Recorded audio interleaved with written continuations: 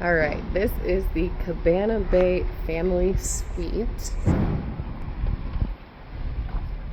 We start off with a really nice little kitchenette in here.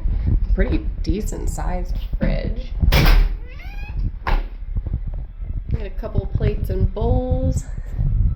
Nice little surfboard design dining area. Lounge area here. Couple drawers. Back here to the beds.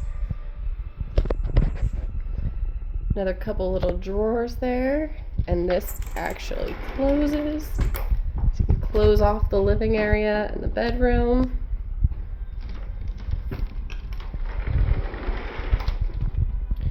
Like this way, we have another TV and a nice sized closet.